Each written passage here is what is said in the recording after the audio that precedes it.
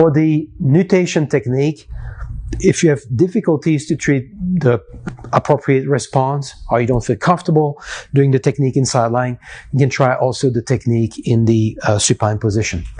For this technique, you'll need to put a sandbag on the sacrum of the patient. As usual, you're going to have to position the spine of the patient at about L2 or L3 level, at the level where you're going to bend the table. So you position the patient in side lying. So in this case, ask the patient to rotate toward me.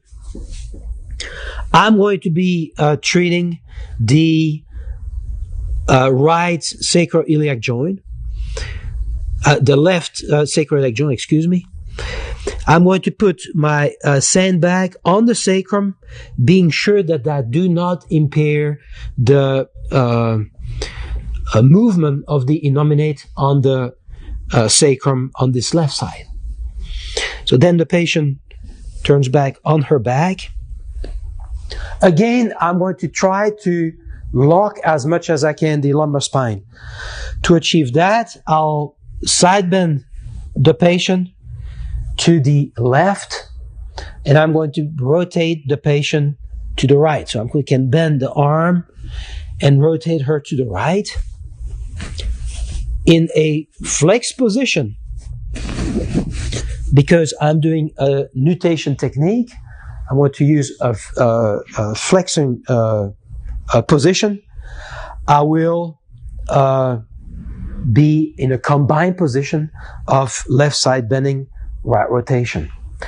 To have that flex position though, I need to raise up the head of the table. So I'm going to raise up the table, being sure that I am in a flexed position. If I'm not sure, I can look, being sure I'm in a flexed position. If not, I can raise it up a little bit more. Here, my lumbar spine is flexed. Then I position the pillow to induce my right rotation. And then in this position, I'm going to be treating the left side. I will flex the left hip.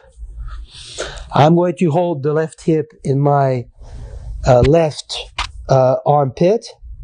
And then I will drop the contralateral leg off the mat here on the floor for stability. So I'm flexed.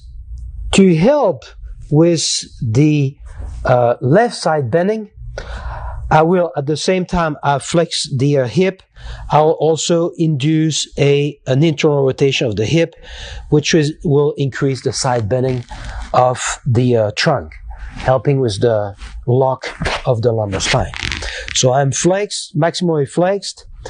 My left hand will be on the ASIS, and my right hand, curving inside of the leg, will come on the posterior aspect of the innominate down to the ischial tuberosity to help with the rotation. In that position, I'll take the slack, be sure I'm internally rotated. I take all the slack. I ask the patient to take a deep breath. Then she breathes out. I take her all the slack, and then I induce a quick rotation. Hold it there, and then gently release the pressure and bring the other leg back on the mat.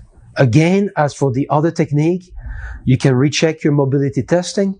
If you had a positive roll-off, if you had done the roll-off, you may recheck if it was locked, a sacroiliac joint, you may recheck to see if it's still locked.